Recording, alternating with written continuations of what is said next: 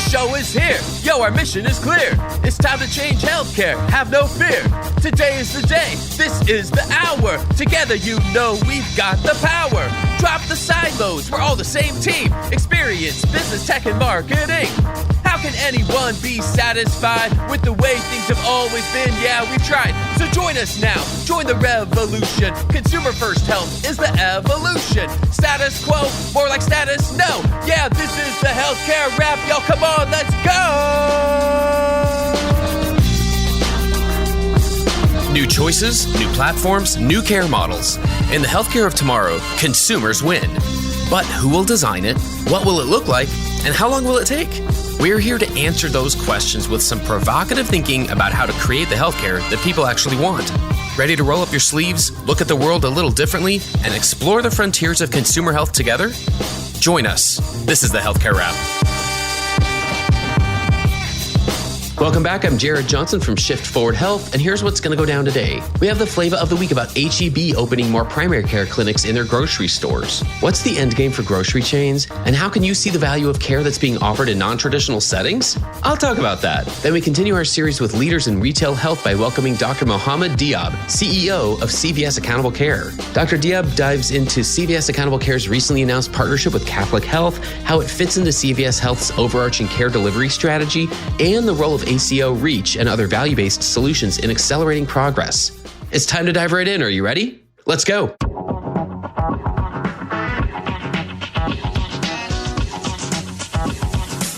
Flava of the week.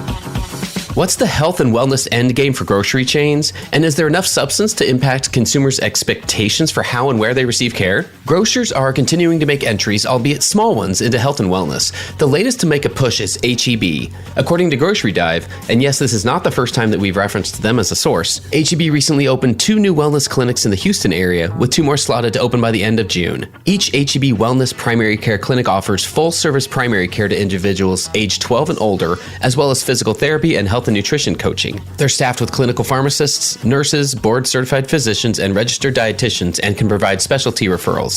The clinics offer individual visit pricing, as well as the option of monthly subscriptions to avoid patients receiving surprise medical billing, and also accept cash, credit, and flexible spending account payments. Insurance is not accepted. This got me thinking about how cash pricing can play a role in a primary care experience.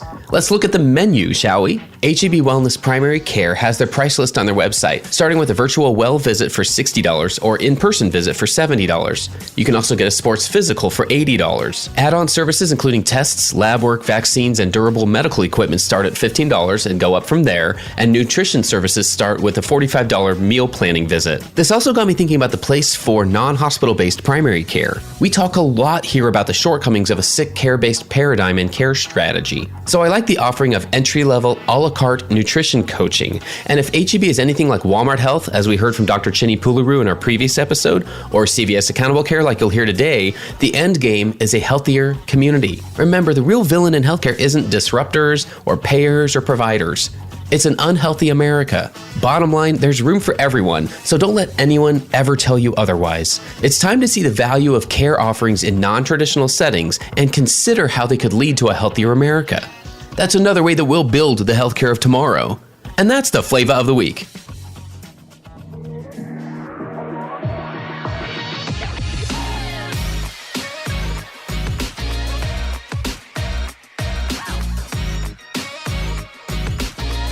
The flow.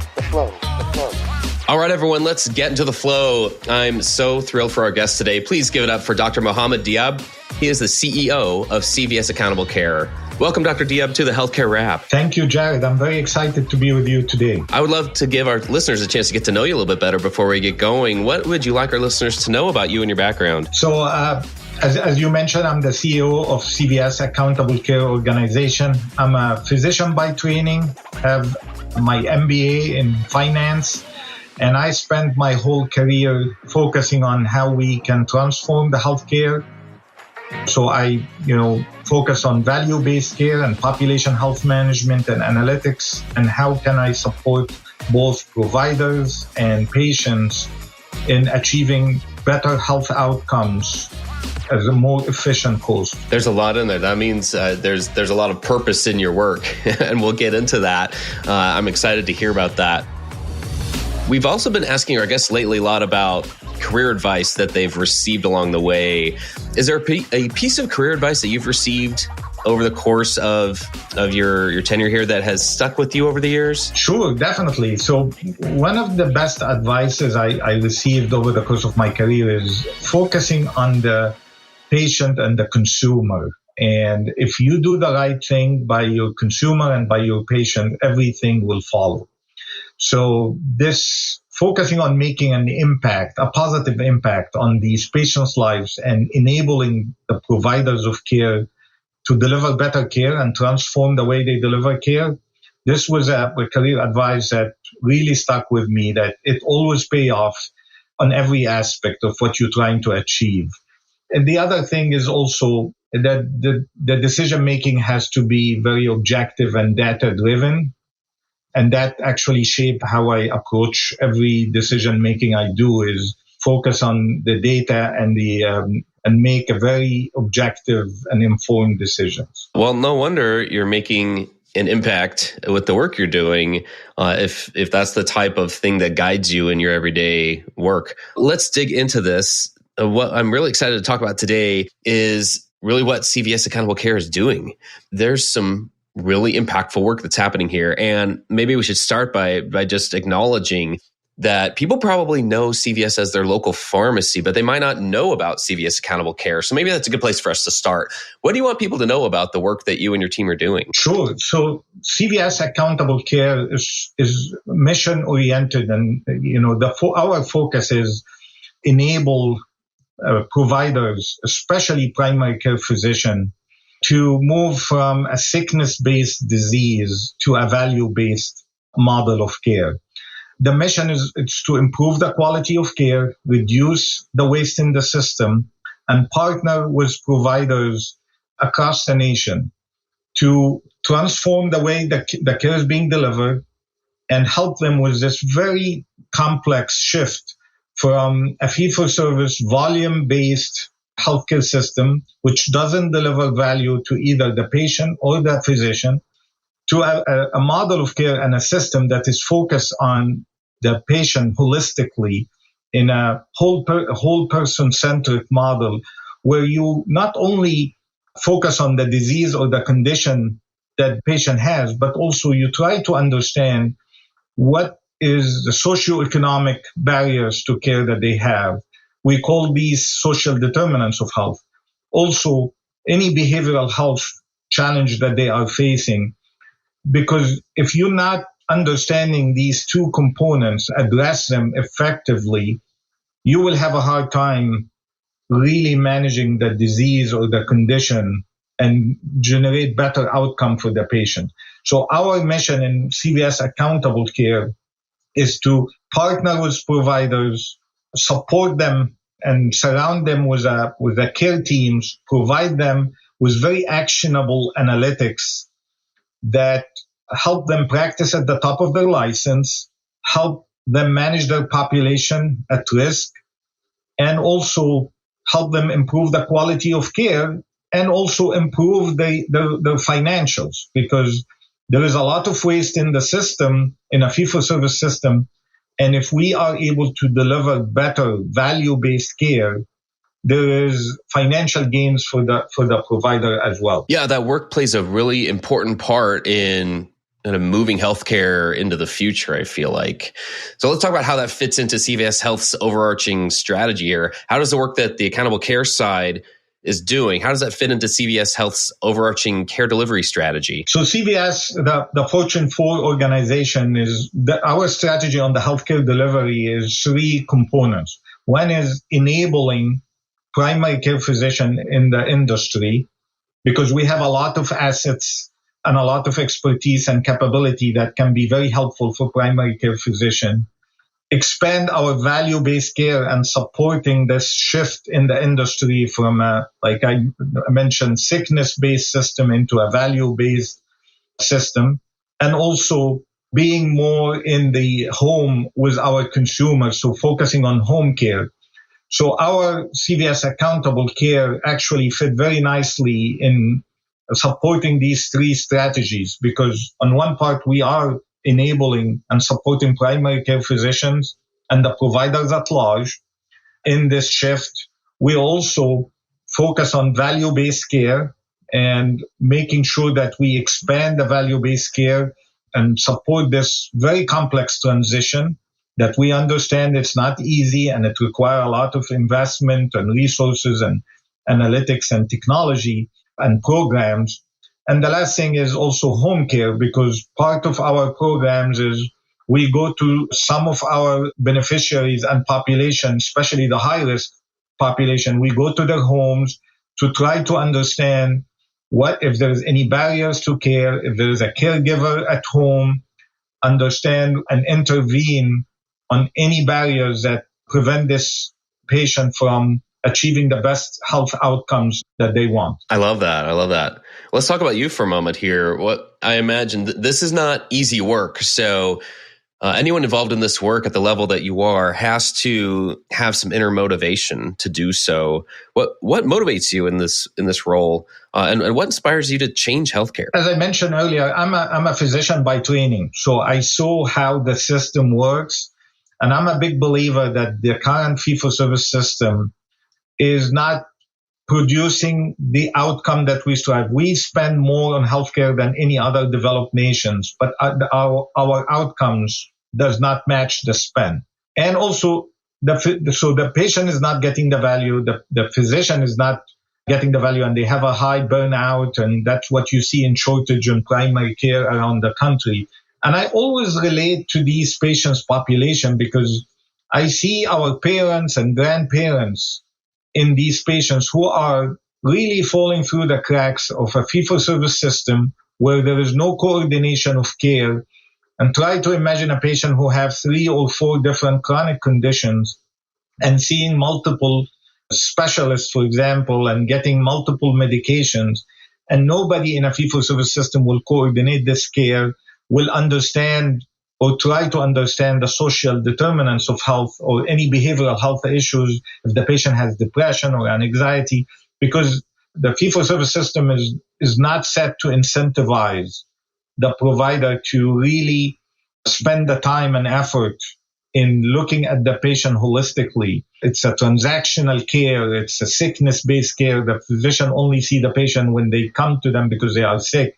But then after they leave the 4 walls, the relationship is not there anymore. Versus a value-based care where the everybody in the continuum of care is accountable to the quality and the cost of the care.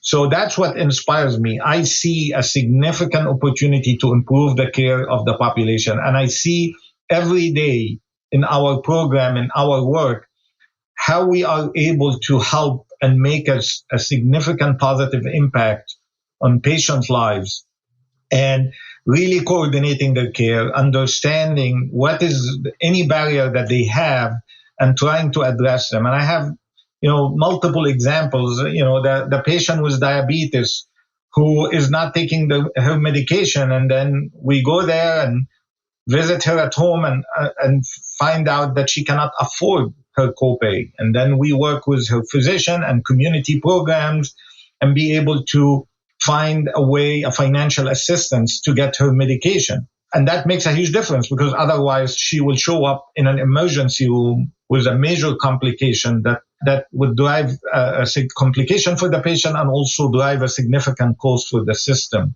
We see the patients that have transportation issues, and that's why they cannot go visit their primary care physician because they either have mobility issues or they cannot afford to have a transportation.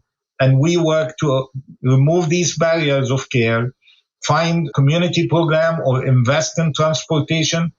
We see food insecurity in our population that we try to address. And one of the things that we do is collecting this data about our population, understanding the social determinants of health, because we believe it makes a huge difference in the health outcomes and the compliance with the treatment by the patients. So we collect this data. We use best of breed industry tools to predict who is at high risk based on these socioeconomic factors to have a challenge and barriers.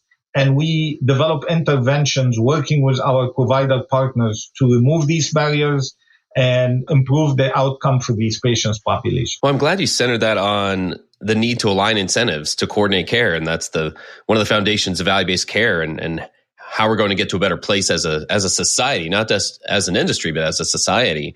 That's so important. And I appreciate you mentioning that. Stay tuned for more provocative thinking after the break. Consumer demands, disruptive technologies, and AI are shaping healthcare for years to come.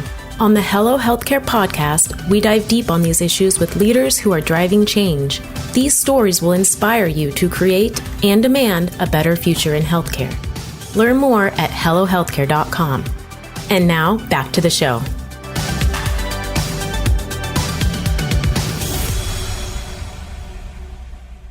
I know CVS Health recently announced a collaboration with Catholic Health.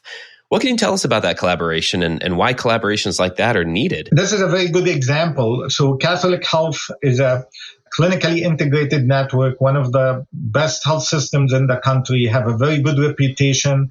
It's a mission-driven organization in Long Island, New York. And in our partnership, we, in this value-based care program, we start looking for opportunities to improve the care for the Medicare fee-for-service population.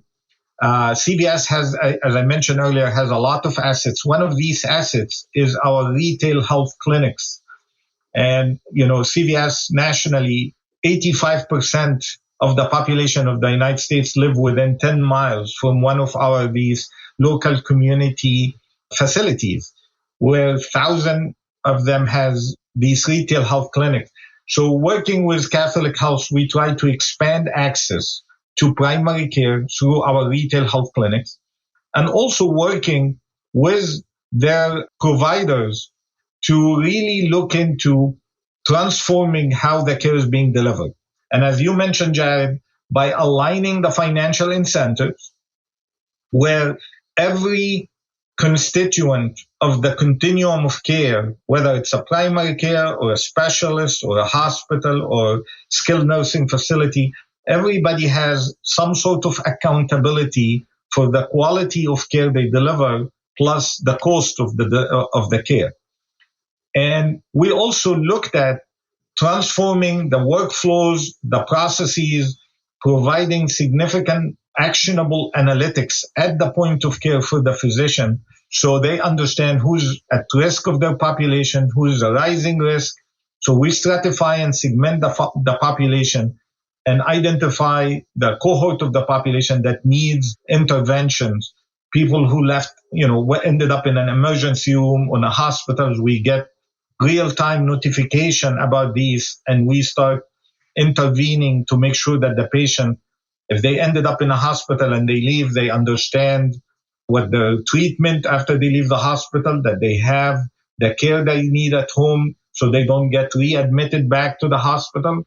So we work very closely with Catholic Health on identifying all these opportunities to improve the quality of care and reduce the unnecessary spend that is waste, and align the financial incentives, building care teams around these primary care physicians to support them and manage the patient population upstream, so they don't end up going to emergency room or getting admitted to a hospital unnecessarily. And we also focus on health equity, because health equity is a big part of the focus of this program. The program name is ACO REACH, and REACH here stands for Realizing Equity, Access, and Community Health. So we look at our population and we identify, as I mentioned to you, we collect the data and try to identify where there is health disparity. And one of the areas that we identified was diabetic patients who, in some instances, due to socioeconomic barriers, they are not receiving the care. And we developed a program with Catholic Health to address these barriers for the diabetic population in their geography. So this is just one example, but there is a lot of innovation happening.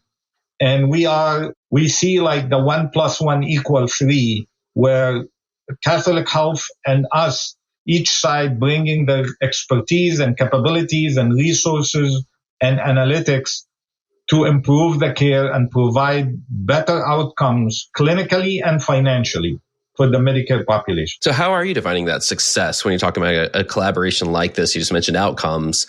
Are there any examples you can share of stories you've heard since the collaboration was announced? Anything that helps demonstrate that impact? Yeah, so we measure our success in 3 different ways. One is the patient satisfaction, and we survey our patients to ensure that we are doing right by them. The second measure of success for us is that reduction of waste. These emergency room visits or hospital admissions that are not adding value to the human being or to the system, we measure that and we see reduction of these unnecessary utilization. And the third thing is the quality. So we have clinical quality outcomes that we measure to make sure that we are achieving higher quality of these programs. And we are seeing very good reduction of like waste in the system. And also we are hearing directly from these Medicare beneficiaries how excited they are that there is somebody who cares and coordinating their care and really engaging them to make sure that they have everything they need and they understand what their treatment, they look at we review their medication with them, and we are working with their doctors, and many of them have multiple specialists that they are seeing. We're coordinating the care for them and working with the physicians on the Catholic Health side to make sure that we help them transform how they deliver care. Let's shift gears a little bit here. I'd love to talk about the role that CVS Accountable Care and other ACOs play in the adoption of value-based care. We touched on it a little bit a few moments ago. It seems like the shift from fee-for-service is incredibly complex, and it has taken several decades to get to where we are now. So how do you envision CVS Accountable Care and other ACOs participating in ACO REACH and other value-based solutions that are helping to accelerate progress? Basically, how are we going to get there? So, as you can tell, I'm very passionate about value-based care, and I'm a believer in this model because when you compare it to this sickness-based system, this transactional fee-for-service system, it's significantly better. How we get there is, like you said, this is not easy. One of the things we try to do at CVS Accountable Care is to ease this transition for our provider partners because we understand it is hard work. Changing the way you practice medicine after doing this for decades is not easy. But we are investing in a lot of resources and technology and analytics to help our provider partners with this shift and the transition. And it is multifaceted approach. One of it is the financial incentives, which is a big part of value-based care, is that the payment ties to better outcomes and better care. And also, providing the physicians with the data and informing them where they should focus their efforts to improve the care and which patient they need to focus on. And I think we as an industry, we really have to move faster on this value-based care because it's taking a while. I believe that, every constituent, every stakeholder in the industry has to play the role. I'm glad that the government through the CMS and the CMMI continue to develop new programs to incentivize and entice, this shift. But I think we need to accelerate this. And that's one of the objectives that we are doing from CVS Accountable Care. We have, as I mentioned to you, we have a lot of assets and capabilities that we try to bring to our provider partners to help them with this shift. So they don't need to invest significant dollars in this because we have the scale and the capability and the expertise. And also sharing best practices because we have a national program, a national ACO with multiple participants from different geographies. And when they meet together, they share best practices, what works, what doesn't work, And that becomes helpful and accelerate this transition and this shift. I love that. There's this picture that you're painting of the challenges, the complexity involved, but the impact that is possible here and the fact that it's worth it and that it's where we have to go to get to a better place as a society again. I think that relates to one of the things we talk about a lot here on this show, which is how do things impact an everyday health consumer? Somebody who is either seeking care or not seeking care. You know, we each have health needs and wants and expectations. And some of those are happening while we're being seen by a physician, and sometimes they're not. Sometimes those are still things that are going to happen in the future, and we're not actively seeking care at that point in time. But if the experience itself is too challenging or too expensive, just too inconvenient, then it does impact whether we seek that care or not. And a lot of really big investments, a lot of big headlines have to do with the entities that are creating this change and attempting to get to a better place and create a better experience. And I like being able to have that as part of the conversation, because sometimes we just take it for granted that patients are going to understand what's going into this and that they're going to recognize this difference and that it's going to draw more of them to come seek care. And I think sometimes that just takes a little bit of translation for a patient, for them to understand the value. So it's kind of expressing that value to them. At the core of it all, we know that patients want more access to coordinated, convenient, personalized, affordable care, but providers are short on time and resources. And really, is that fair to put that burden on the provider in the first place, right? You know, that's a lot to ask on top of everything else that's going on. I'd love to hear what CVS Accountable Care is doing there to improve the patient experience side and outcomes. Sure. So like a couple of things that we focus on. One is, as I mentioned earlier, we have a multidisciplinary care team that surround these physicians. And the idea is we look at the population that we have. And this is one of the big value of value-based care, is that you have a population view versus just transaction, one patient at a time. So we get the data for this population, and we collect more data about the social determinants of health.